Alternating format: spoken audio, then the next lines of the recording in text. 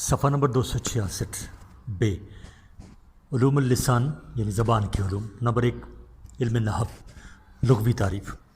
نحو عربی زبان کا لفظ ہے، اس کے معنی ہیں مثلاً راستہ، سمت، کسر یا مثل وغیرہ۔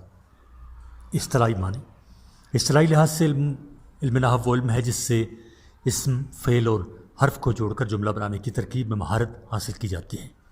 بالفاظ دیگر کلمات موضوعہ کے آخر کے حالات کی کیفیت کو زیر بحث لایا جاتا ہے۔ علم نحو کا موضوع، علم نحو کا موضوع کلمہ اور کلام ہے، کیونکہ اس علم میں انہی کی احوال سے بحث ہوتی ہے۔ غرض و غائط، اس علم کی غرض و غائط یہ ہے کہ انسان گفتگو کے وقت اور عربی تحریر کے وقت ہر قسم کی خطائے ترکیبی سے محفوظ رہ جاتا ہے اور کلمات کو آپس میں ملا کر تلفظ کرنے میں غلطی کرنے سے بچا رہتا ہے۔ علم نحو کا آغاز، عربوں میں علم نحو حیرت انگیز طور پر پختہ تھا اور وہ کسی مدون فنی کتاب کے نہ ہونے کے باوجود غلطی نہیں کرتے تھے، لیکن اشاعت اسلام کی خاطر عربوں کا اجمیوں کے ساتھ اختلاط ہوا تو عربی لب و لہجے میں تغیر پیدا ہونے لگا، یوں لسانی اغلاط کا مرض بڑھنے لگا اور یہ خطرہ پیدا ہو گیا کہ کہیں اس کا اثر قرآن مجید پر بھی نہ ہو۔ چنانچہ ان الفاظ کی اصلاح کی طرف توجہ دی گئی۔ صفحہ نمبر 267۔ کنز العمال کی ایک روایت سے یہ اشارہ ملتا ہے کہ رسول کریم صلی اللہ علیہ وسلم نے صدر اسلام میں کسی شخص کو اپنے کلام میں غلطی کرتے ہوئے سنا تو فرمایا،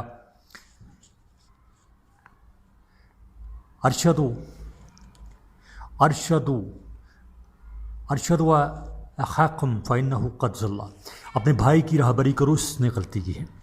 علم نحو کا اولین واضح، عام طور پر یہ مشہور ہے کہ علم نحو کا اولین واضح ابو الاسود ظالم بن عمر والد ولی تھا۔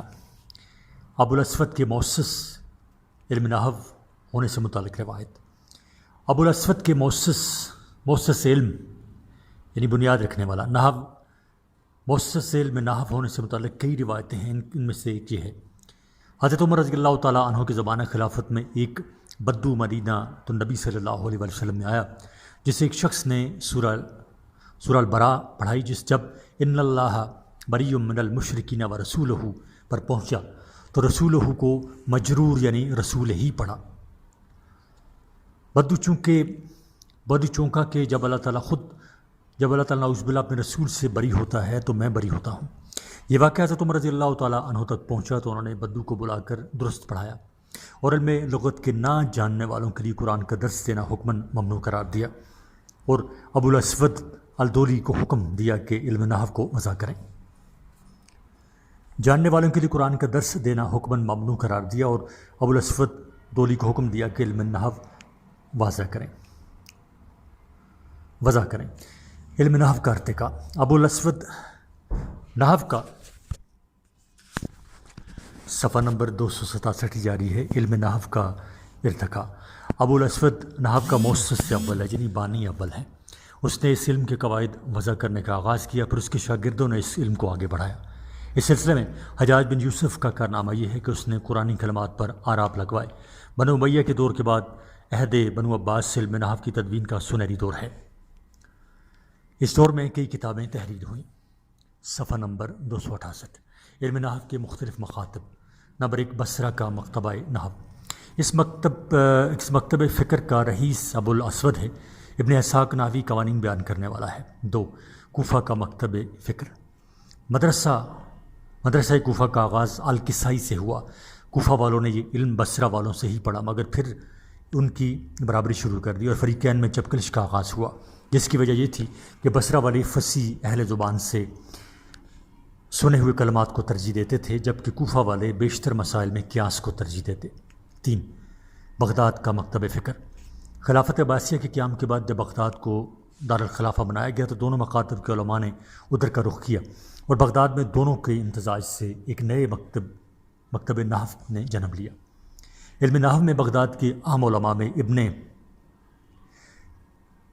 قتیبہ اور ابراہیم بن اسحاق وغیرہ ہیں۔ 4 مدرسہ مصریہ، بغداد سے علم نحو کی تعلیم حاصل کرنے والوں میں کثیر تعداد مصر سے تعلق رکھتی تھی، چنانچہ انہوں نے اپنے علاقے کو اس علم سے سیراب کیا۔ اس مکتب کے اہم علماء نحو میں ابن الحاجب، جلال الدین السیوطی وغیرہ ہیں۔ 5 اندلس کا مکتب نحو، یہاں کے علم نحو کا سرخیل علامہ جودی بن عثمان الموردی ہے، یہ الکسائی کا شاگرد ہے۔ صفحہ نمبر 269۔ 6 فارس اور وسط ایشیا کا مکتب فکر، ان علاقوں کے نحو میں نحوین میں مولانا عبد الرحمن جامی، سید شریف جرجانی وغیرہ شامل ہیں۔ 7 پاک و ہند کا مکتب فکر، اس مکتب فکر کے مشہور نحوین میں ابن حاجب، عبد الرحمن جامی، ابن حشام اور علامہ بیضاوی وغیرہ شامل ہیں۔ 8 جدید مکتب نحو، اس مکتب نحو کی عام تصانیف میں النحو الواضح ہے، اسے علی الجارم اور مصطفیٰ امین نے لکھا ہے۔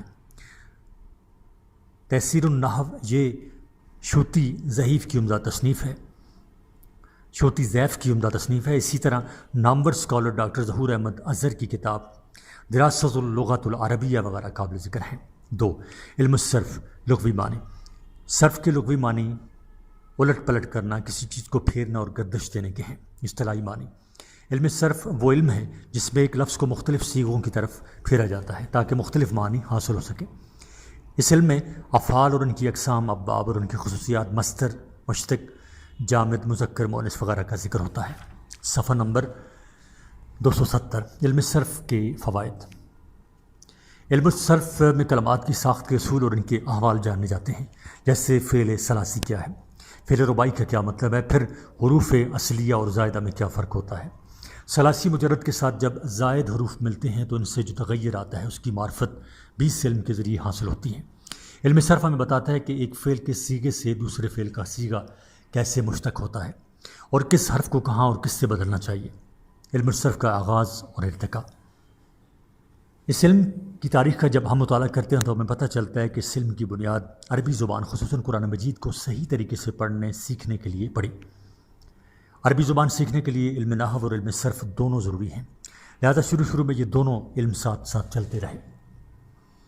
اللہ کے آخری رسول حضرت محمد مصطفیٰ صلی اللہ علیہ وسلم کی زبان مبارک بھی عربی تھی۔ خالق ارض و سما نے جو کلام اپنے نبی صلی اللہ علیہ وسلم پر اتارا وہ بھی عربی زبان میں تھا۔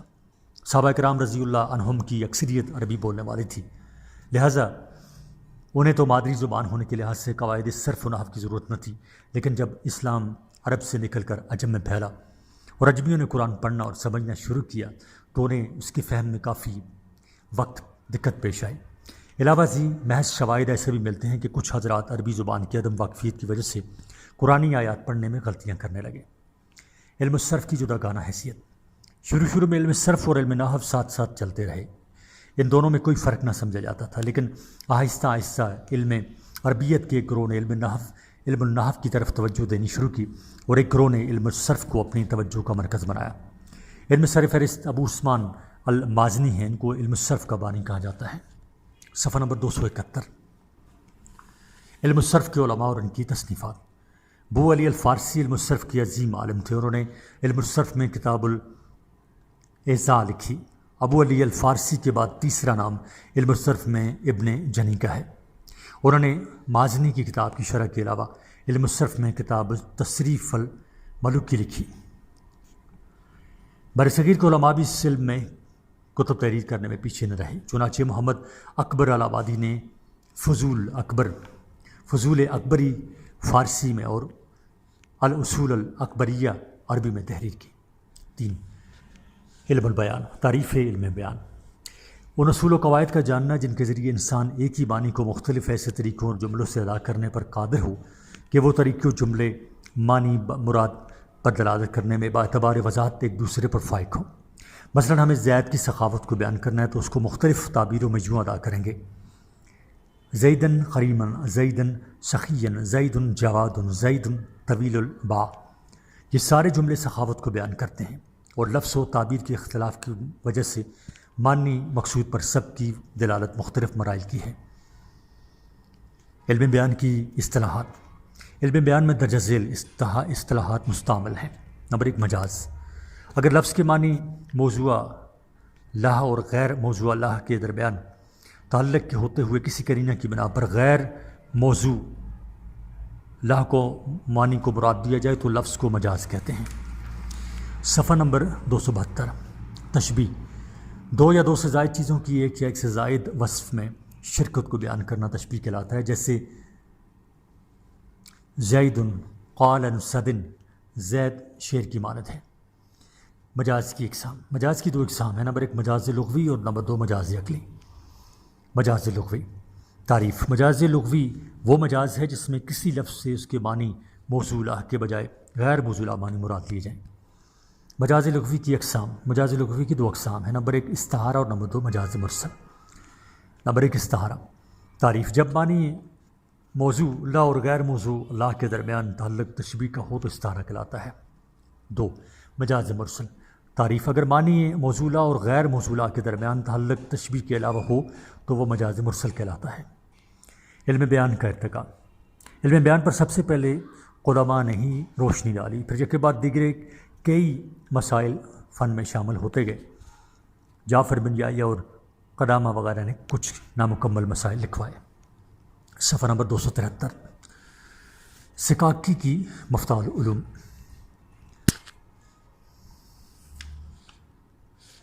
اس کے بعد سکاکی نے اپنی مفتاح العلوم تصنیف کی، جس میں صرف و نحو میں بیان پر روشنی ڈالی گئی ہے۔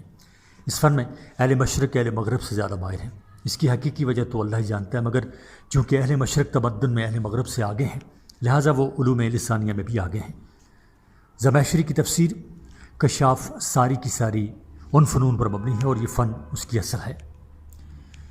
علم معانی تعریف، ان اصول و قواعد کا جاننا جن کے ذریعے عربی زبان کے ان احوال سے واقفیت حاصل ہو جن کی بنیاد پر کلام کو مقتضائے حال کے مطابق بنایا جاتا ہے۔ مباحث علم معانی، مباحث علم معانی درج ذیل ہیں۔ الف نمبر ایک خبر تعریف، خبر وہ کلام ہے جس کے قائل کو سچا یا جھوٹا کہا جا سکے، جیسے زید قائم، زید کھڑا ہے۔ اگر زید واقعی کھڑا ہے تو قائل سچا ہے، اور اگر کھڑا نہیں ہے تو قائل جھوٹا ہے۔ دو انشاء تعریف، وہ کلام ہے جو صدق و کذب کا متحمل نہ ہو اور جس کے قائل کو صادق یا کاذب نہ کہا جا سکے۔ تین قصر تعریف، ایک شے کا دوسری شے کے ساتھ کسی مخصوص انداز میں خاص کرنا قصر کہلاتا ہے۔ یہ مقصور اور مقصور علیہ سے مل کر بنتا ہے، جیسے انما القاہم علی، اس میں القاہم مقصور علی مقصور علیہ ہے۔ صفحہ نمبر 274 تین وصل تعریف، ایک جملے کا دوسرے جملے کے ساتھ حرف عطف کے ذریعے جڑا ہوا ہونا، جیسے ان الابرار لفی نعیم و ان الفجار لفی جحیم۔ یہ دونوں جملے واو کے ذریعے جڑے ہوئے ہیں۔ صفحہ نمبر 274 جاری ہے۔ پانچ فصل، دو یا زائد جملوں کو باہم عطف کے بغیر کلام میں لانا۔ وَإِذَا خَلَوْا إِلَىٰ شَيَاطِینِهِمْ قَالُوا إِنَّا مَعَكُمْ إِنَّمَا نَحْنُ مُسْتَهْزِئُونَ اللَّهُ يَسْتَهْزِئُ بِهِمْ۔ 6 تقدیم و تاخیر تعریف، کلام کے سارے اجزاء یعنی الفاظ و کلمات کا تلفظ ایک مرتبہ میں بیک وقت نہیں ہو سکتا، بلکہ سارے کلمات جگہ بعد دیگرے اور ایک دوسرے کے پیچھے زبان سے نکلتے ہیں، اسے تقدیم و تاخیر کہتے ہیں۔ 7 ذکر تعریف، کلام کے اندر مافی الضمیر کے مطابق الفاظ کا لانا۔ 8 حذف، مافی الضمیر پر دلالت کرنے والے الفاظ میں کسی کو قرینہ کی بنا پر چھوڑ دینا حذف کہلاتا ہے۔ علم معانی کا آغاز و ارتقاء، عہد بنو العباس کا ابتدائی دور ختم ہو چکا تھا، لیکن علم معانی پر کوئی جدا گانا کتاب مدون نہیں ہوئی تھی، تاکہ جاہز یعنی عباسی دور کا مشہور مصنف آیا اور اس نے اس کے بعض موضوعات پر اپنی کتاب البیان کتاب البیان والتبیین میں روشنی ڈالی۔ اس فن کے وضع کرنے میں جن کی فضیلت مسلم ہے وہ امام عبد القاہر جرجانی ہیں۔ انہوں نے اس کے موضوعات و مباحث کی اختراع کی اور سکاکی نے اسے بلوکراس کا مکھن نکالا، اور سکاکی نے اسے بلو کر اس کا مکھن نکالا اور معانی کو بیان سے ممتاز کر کے انہیں 2 مستقل علوم قرار دیا۔ صفحہ نمبر 275 5 علم بدی تعریف، وہ علم ہے جس کے ذریعے کلام میں حسن اور خوبصورتی پیدا کرنے کے طریقے اور صورتیں معلوم ہوں۔ علم بدی کے اصول و قواعد، وہ اصول و قواعد جن کے ذریعے کلام میں حسن اور خوبصورتی پیدا کی جائے 2 ہیں۔ نمبر 1 محسنات لفظیہ تعریف، وہ اصول و قواعد جن کی لفظوں میں رعایت کر کے کلام کے اندر حسن پیدا کیا جاتا ہے۔ 2 محسنات معنویہ تعریف، وہ معنوی عبور جن کی رعایت کلام کے اندر حسن پیدا کرتی ہے۔ علم بدیع کا آغاز و ارتقا، اس علم میں سب سے پہلی کتاب جس نے تالیف کی وہ عبداللہ بن المقر ہے، جس نے اس علم کی 17 اقسام اس میں جمع کر دیں، اور اس کے ہم اثر قدامہ بن جعفر نے اس کی 20 قسمیں گنائیں۔ پھر لوگوں نے ان اقسام کا پوری طرح کھوج لگانا شروع کر دیا، حتیٰ کہ ابن حجہ حنبی کی تالیف خسرانۃ الادب میں پہنچتے پہنچتے یہ اقسام 142 ہو گئیں۔ چونکہ یہ علوم اس زمانہ کی پیداوار ہیں جب عربوں میں کمزوری اور زبان پر عجمیت طاری ہو رہی تھی، اس لیے اب تک یہ اپنے کمال تک نہ پہنچ سکے۔ صفحہ نمبر 276، شعر کا اجمالی تعارف۔ شعر کی تعریف، شعر اس موضوع اور مقفع کلام کو کہتے ہیں جو نادر افکار، طرفہ خیالات اور پر اثر و معنی خیز مناظر و خیالات کی صحیح ترجمانی اور عکاسی کرے۔ شاعری کے اوزان، شاعری میں 15 اوزان ہیں، ہر وزن کو بحر کہتے ہیں۔ یہ 15 اوزان خلیل ابن احمد نے وضع کیے ہیں۔ عربی شاعری کی ابتدا، عربوں میں شاعری کا آغاز کب ہوا اس کی تاریخ نہیں ملتی، البتہ یہ معلوم ہے کہ جب شاعری کو تاریخ نے جانا وہ نہایت محکم و مرتب قصائد کی شکل اختیار کر چکی تھی۔ عربوں میں شاعری کا اسباب، تمام سامیہ گروہوں میں سے عربوں کو شاعری میں بہت زیادہ دسترس حاصل تھی، کیونکہ ان کو جو شغف و شاعری کے اسباب حاصل تھے وہ دوسروں کے اندر موجود نہیں تھے۔ وہ اسباب درج ذیل ہیں۔ نمبر 1، لغت عربیہ کا وسیع ہونا۔ 2، ان کی طبیعت کا پاکیزہ ہونا۔ 3، زندگی کا سادہ ہونا۔ 4، ان کا تہذیب میں راسخ القدم ہونا۔ 5، ان کا کامل آواز والا ہونا۔ اور 6، فطری طور پر سلیقہ شاعری سے سرفراز ہونا۔ صفحہ نمبر 277، مختلف ادوار کی عربی شاعری اور شعراء۔ نمبر 1، زمانہ جاہلیت یعنی العصر الجاہلی، یہ وہ دور ہے جو اسلام سے پہلے کا تھا۔ جاہلی شاعری کی خصوصیات، جاہلی شاعری درج ذیل خصوصیات رکھتی ہے۔ نمبر 1، اختصار کا زیادہ ہونا۔ 2، تخیل کی تصویر کشی میں سچائی کا استعمال ہونا۔ 3، تکلف اور بناوٹ سے خالی ہونا۔ 4، مجاز کا کم ہونا۔ 5، مبالغہ کا نہ ہونا۔ 6، سیاق کے فکر میں طبی طریقہ کی کم پرواہ کرنا۔ 7، غریب الفاظ کا زیادہ استعمال ہونا۔ 8، ترکیب عبارت کا خوبصورت ہونا۔ 9، الفاظ کا پرزور ہونا۔ اور 10، قصیدے کی مکانوں اور کھنڈات سے ابتدا کرنا۔ زمانہ جاہلیت کی شاعری کے موضوعات، اغراض الشعر۔ نمبر 1، غزل۔ نمبر 2، مدح۔ صفحہ نمبر 278۔ نمبر 3، ہجو۔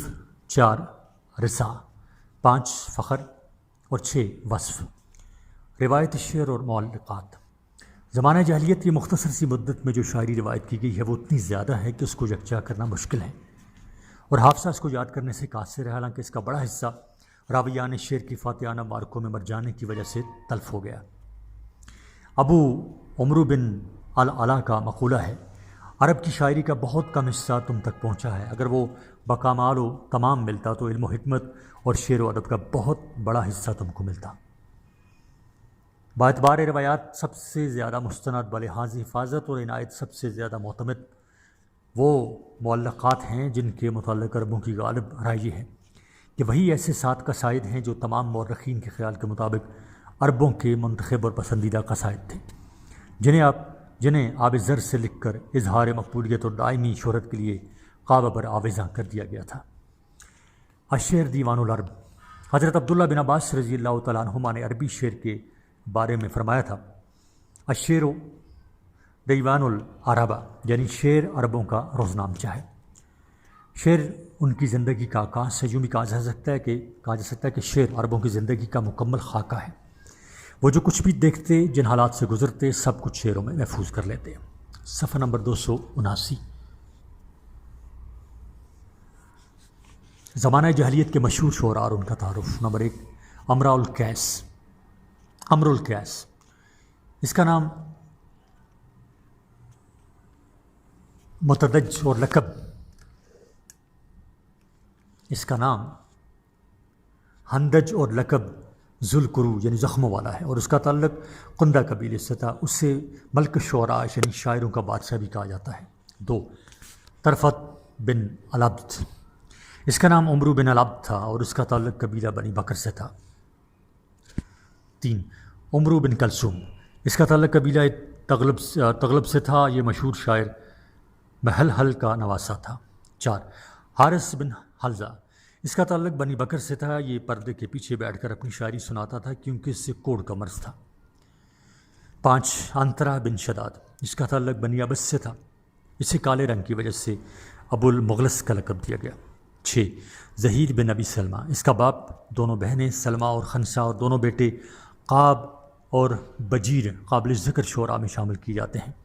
اس نے 100 سال سے بھی زیادہ عمر پائی اور اس کے دونوں بیٹے قاب اور بجیر مسلمان ہو گئے تھے۔ صفحہ نمبر 280۔ 7 نابغہ زبیانی، اس کا پورا نام ابو امامہ زید بن معاویہ ہے، اس کا لقب نابغہ تھا جس کے معنی ہے غیر معمولی ذہانت۔ 8 عاشی، اس کا نام ابو بصیر میمون بن قیس بن جندل ہے، اس نے اپنی آخری عمر میں جب نبی کریم صلی اللہ علیہ وسلم کی نبوت کا سنا، اس نے آپ صلی اللہ علیہ وسلم کی شان میں قصیدہ لکھا اور آپ صلی اللہ علیہ وسلم کی خدمت میں حاضر ہونے کا پختہ ارادہ کر لیا۔ قریش کو بہت گھبراہٹ ہوئی۔ ابو سفیان رضی اللہ تعالیٰ عنہ نے کہا، خدا کی قسم اگر یہ مسلمان ہوا تو اپنی شاعری سے عرب میں جنگ کی آگ کو بھڑکا دے گا۔ چنانچہ سب نے چندہ کر کے 100 اونٹ اس کی مدد کے لیے جمع کیے۔ آشن نے وہ اونٹ قبول کر لی اور واپس گھر کی ڈالی۔ راستہ میں یمامہ کے قریب وہ اپنی اونٹنی سے گرا اور اونٹنی نے اس کی گردن کچل دی۔ اسلامی دور کی شاعری اور شعراء۔ دور جاہلیت میں شاعری لوگوں کا اوڑھنا بچھونا تھی۔ شاعر قبیلے کا سردار تھا، وہ سونتی ہوئی تلوار کی طرح قبیلے کا دفاع کرتا تھا۔ لوگ بے رحمی، بدعمالی اور بے حیائی میں بہت آگے نکل گئے تھے۔ قبائلی عصبیت کی انتہا تھی کہ وہ کہتے انصر اخاک ظالما او مظلوما، صحیح بخاری۔ ترجمہ، اپنے بھائی کی مدد کرو وہ ظالم ہو یا مظلوم۔ جب اللہ تعالیٰ نے نبی کریم صلی اللہ علیہ وسلم کو مبعوث فرمایا تو یہ آپس میں عداوت رکھنے والے ایک دوسرے کے بھائی بن گئے۔ اس دور میں خطابت کی اہمیت بڑھ گئی اور شعر کی اہمیت کم ہو گئی، بلکہ دائرہ اسلام میں داخل ہونے والے بعض شعراء نے شاعری ترک کر دی اور وہ شاعری کو برا سمجھنے لگے۔ صفحہ نمبر 281۔ لیکن جب کفار کی شعراء نے نبی کریم صلی اللہ علیہ وسلم کی حجب کی تو آپ صلی اللہ علیہ وسلم نے خود مسلمانوں کو شاعری کی اجازت دی اور فرمایا کہ شعر بذات خود برا نہیں، بلکہ ایسی شاعری جو اتفاق و اتحاد کو پارا کرے اور دلوں میں عداوت اور دشمنی کو جنم دے وہ بری ہے۔ شعر پر اسلام کا اثر۔ شعر کے موضوعات پر اسلام کا جہاں اثر ہوا، جھوٹی مدح بدل کر نبی کریم صلی اللہ علیہ وسلم کی مدح بن گئی، اور غزل میں جو بے حیائی اور بے باکی پائی جاتی تھی وہ پاکیزگی میں تبدیل ہو گئی۔ اب اگر وہ یعنی شہرا عورت کا نام بھی لیتے تو نہایت احترام سے مبالغہ و جھوٹ ختم ہو گیا۔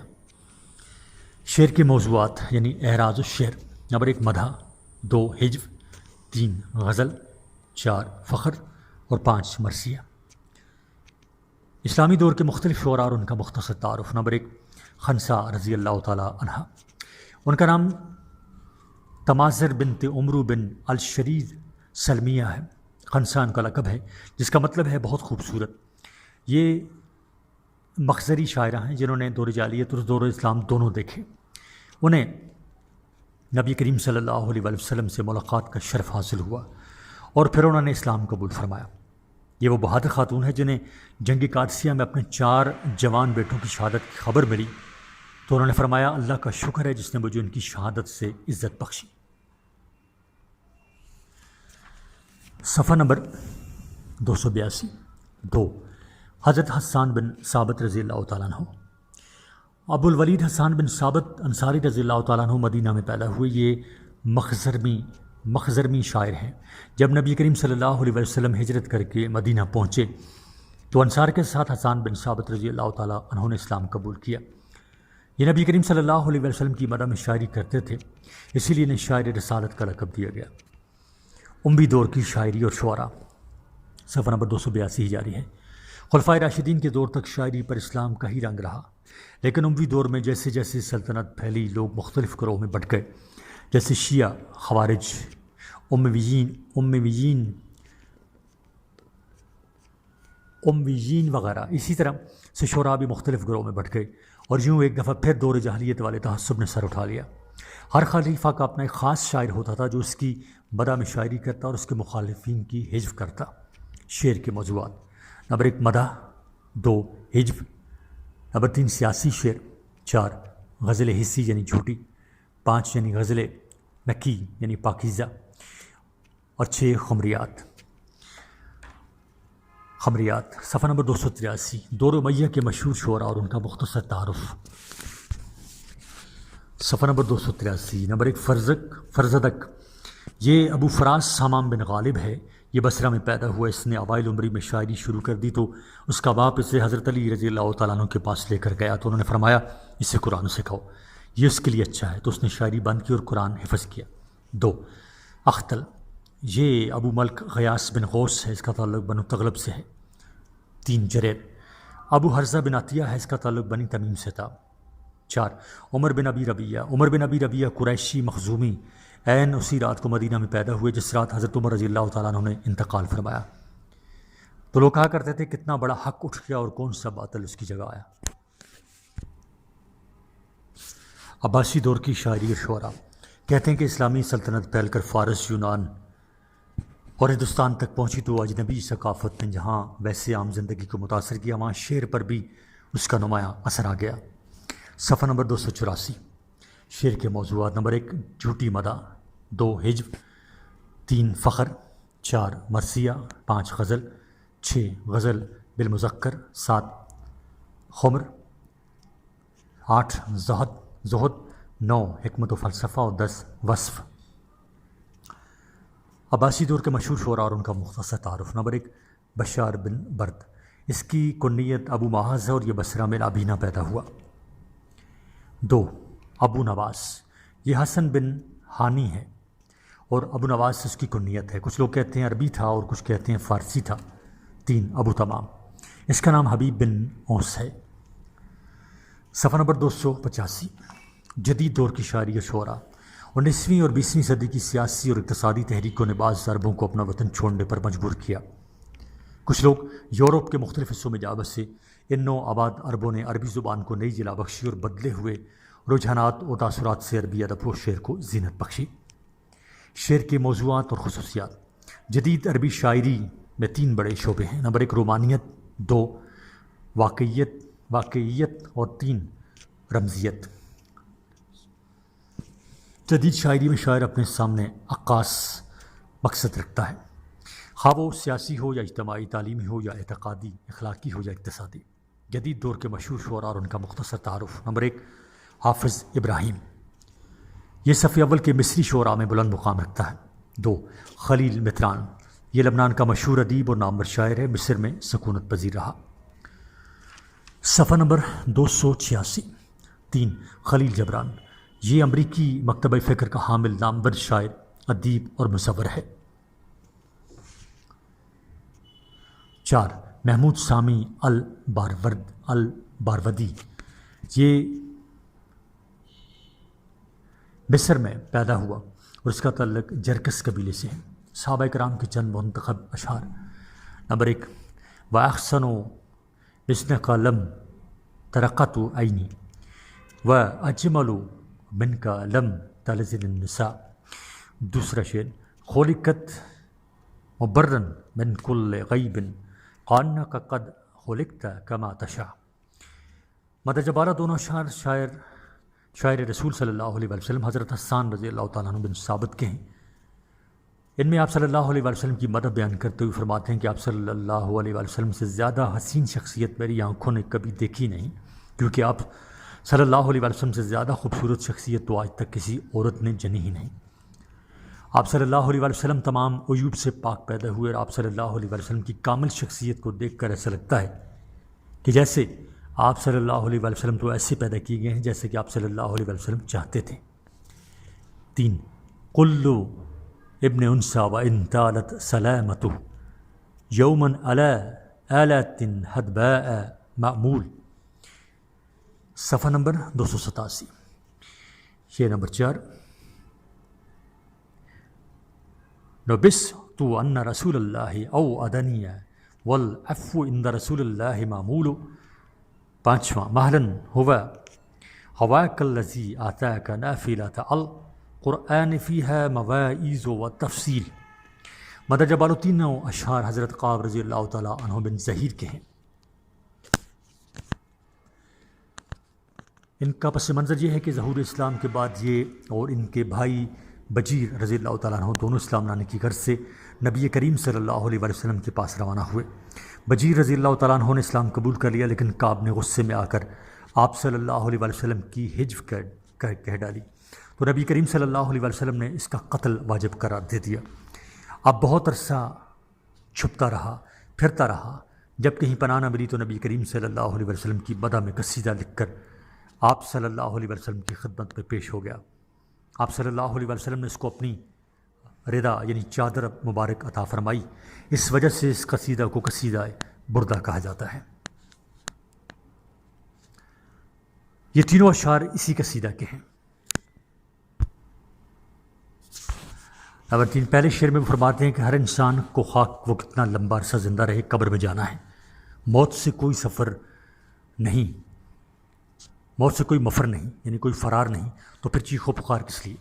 حالات کا صبر سے مقابلہ کرنا چاہیے۔ 4، دوسرے شعر میں فرماتے ہیں کہ مجھے بتایا گیا کہ نبی کریم صلی اللہ علیہ وسلم نے مجھے قتل کی دھمکی دی ہے، حالانکہ صورتحال یہ ہے کہ عفو و درگزر آپ صلی اللہ علیہ وسلم کی عادت ہے، اس لیے وہ گناہگار کو بخش دیا کرتے ہیں۔ 5، اس شعر میں آپ رضی اللہ تعالیٰ عنہ فرماتے ہیں کہ یا رسول اللہ مجھے کچھ مہلت دیجیے۔ آپ صلی اللہ علیہ وسلم تو وہ مقدس وجود ہیں جسے اللہ تعالیٰ نے قرآن مجید کی نعمت سے مشرف فرمایا ہے، وہ قرآن جس میں انسانوں کے لیے نصیحتیں ہیں اور احکام الہیہ کی تفصیلات ہیں۔ 6واں شعر ہے افت الدیار محلها فمقامها بمنن تعبد غولها فرجامها، صفحہ نمبر 288۔ 7واں شعر ہے فعلى فروع الایکان واطفالۃ بالجلحتین طباتها ونعامها۔ 8واں شعر ہے والعین ساکنہ على اطلائها اوزن تعاجل بالفضاء بهامها۔ نمبر 6، یہ اشعار صفحہ نمبر 288، یہ اشعار لبید بن ربیعہ رضی اللہ تعالیٰ عنہ کے ہیں، یہ بھی صحابہ کرام رضی اللہ عنہم میں سے تھے۔ پہلے شعر میں وہ فرماتے ہیں کہ محبوبہ نے جہاں چند لمحات گزارے وہ جگہ جہاں وہ مقیم رہی، وہ جگہ منا میں غول اور رجام پہاڑوں کے درمیان ہے اور وہ مٹ گئی ہے اور ظاہرین کے لیے وحشتناک بن گئی ہے۔ 7، محبوبہ کے جڑے ہوئے گھر کے بارے میں کہتا ہے کہ وادی کے دونوں کناروں پر پودے بڑھ گئے ہیں اور ان مکانات میں وحشی جانوروں نے ڈیرا ڈال دیا ہے اور ہرنوں اور نیل گائیوں نے وہاں بچے جن لیے ہیں۔ 8ویں شعر میں کہتے ہیں کہ گھروں کی وحشتناک اور اس کی ویرانی کا حال یہ ہے کہ نیل گائیں جن کی موٹی موٹی آنکھیں اور تازہ بچے جننے والیاں وہاں امن و سکون سے رہتی ہیں، ان کے چھوٹے چھوٹے بچوں کے اجڑ بلا خوف و خطر وہاں چر رہے ہیں جیسا کہ یہ ان کی جگہ ہو، اور کوئی انسان تو سرے سے آباد ہی نہیں ہوا ہے۔ شعر نمبر 9 ہے عینی یا جودن ولا تجمدن الا تبکیان لا سخر ندا۔ 10واں شعر ہے الا تبکیان الجری الجمیلہ الا تبکیان الفتل سیدہ۔ دونوں اشعار حضرت خنسہ رضی اللہ تعالیٰ عنہ کے ہیں جو انہوں نے اپنے پیارے بھائی سخر کی موت پر کہے۔ وہ اپنے بھائی سے بہت محبت کرتی تھیں۔ وہ کہتی ہیں اے میری آنکھوں خوب آنسو باؤ اور خوش نہ ہو جاؤ، کیا مجسمہ جود و سخا سخر کے لیے تم آنسو نہیں بہاؤ گی؟ کیا اس خوبصورت جوان مرد پر تم سوگ نہیں کرتی؟ کیا اس نوجوان سردار پر تم نہیں روتی؟ اب ہیں اس بات کے مشقی سوالات، صفحہ نمبر 289 یعنی 289۔ سوال نمبر 1، درجہ ذیل سوالات کے جواب تفصیل سے لکھیں دیں۔ الف، زبان کو سیکھنے کی 4 مہارتیں کون سی ہیں؟ تفصیلاً بیان کریں۔ ب، مختلف ادوار میں عربی شاعری کے ارتقاء کو مفصل قلم بند کریں۔ ج، علوم اللسان کون کون سے ہیں؟ ہر ایک پر جامع نوٹ لکھیں۔ د، الشعر دیوان العرب سے کیا مراد ہے، نیز مختلف ادوار کی عربی شعراء کا مختصر تعارف بیان کریں۔ 5 ہے استماع اور تکلم کی مہارتوں کو تفصیلاً بیان کریں، نیز قرأت کا طریقہ ترکیبیہ اور طریقہ کلیہ کون کون سے ہیں، تفصیل سے بیان کریں۔ سوال نمبر 2 درج ذیل سوالات کے مختصر جواب دیں۔ الف زبان کسے کہتے ہیں؟ ب استماع اور تکلم کے ذریعے زبان سیکھنے کے کون کون سے وسائل ہیں؟ ج نحو کے لغوی معنی کیا ہیں؟ د قرأت کا طریقہ ترکیبیہ کیا ہے؟ ہ مشہور قصیدہ بردہ شریف کس شاعر نے لکھا تھا؟ واو جدید دور کی شاعری کے 3 بڑے کون کون سے ہیں؟ 3 بڑے شعبے کون کون سے ہیں؟ زال جاہلی دور کی شاعری کی کوئی سی 3 خصوصیات لکھیے۔ ہے عنصر اخا کا ظالم اور مظلومن کا کیا مطلب ہے؟ واو علم بدیع میں سب سے پہلی کتاب کس نے تالیف کی؟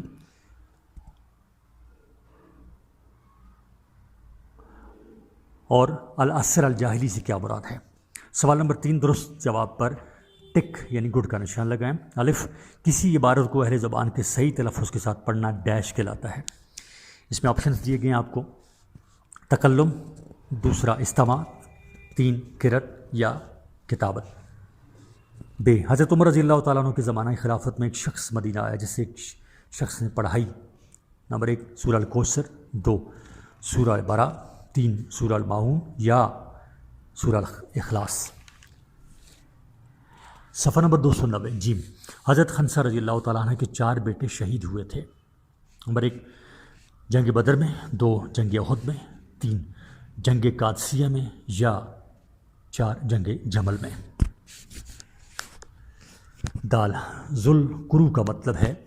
نمبر 1 2 کانوں والا، 2 بڑی شان والا، 3 عزت والا، 4 زخموں والا۔ ہے وہ علم جس کے ذریعے کلام میں حسن اور خوبصورتی پیدا کی جاتی ہے۔ نمبر 1 علم صرف، 2 علم بدیع، 3 علم بیان یا 4 علم معنی ہے۔ واو شروع میں ساتھ ساتھ چلتے رہے۔ نمبر 1 علم بیان اور علم معنی، 2 علم بدیع اور علم معنی، 3 علم صرف اور علم نحو اور 4 علم صرف اور علم بیان۔ ز کسی زبان کی تعلیم و تعلم کے حقیقی تدریجی مراحل کیا ہیں؟ مراحل ہیں نمبر 1 2 3 5 یا 4۔ ہے کسی املا میں طالب علم کوئی بند یا عبارت دیکھ کر نقل کرتا ہے۔ نمبر 1 املاء اجتماعی، 2 املاء منقول، 3 املاء منظور اور 4 املاء کتابت۔ تو حروف قمریہ کی تعداد ہے نمبر 1 13، نمبر 2 15، نمبر 3 14 اور نمبر 4 16۔ یہ کتابت سے مراد عربی حروف کا نمبر 1 پڑھنا ہے، نمبر 2 سننا ہے، نمبر 3 لکھنا ہے یا نمبر 4 بولنا ہے۔ سوال نمبر 4 خالی جگہ مناسب الفاظ سے پر کریں۔ الف علم نحو کا اولین واضح ڈیش تھا۔ ب اللغت حدیث و لیست ڈیش جیم زبان وہ ہے جسے ڈیش بولتے ہیں۔ دال شاعری میں 15 اوزان ہیں، ہر وزن کو ڈیش کہتے ہیں۔ ہے انترا بن شداد کا تعلق بنی ڈیش سے تھا۔ دال واو عمر بن ابی ربیعہ اس رات کو مدینہ میں پیدا ہوا جس رات ڈیش نے انتقال فرمایا۔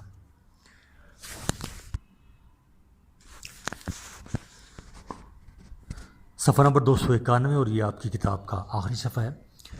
ز شعر موزوں اور ڈیش کلام کو کہتے ہیں۔ ہے محمود سہالی البارودی کا یا البارودی کا تعلق ڈیش قبیلی سے ہے۔ تو عباسی دور میں ہر ڈیش کا اپنا ایک خاص شاعر ہوتا تھا۔ یہ استماع اور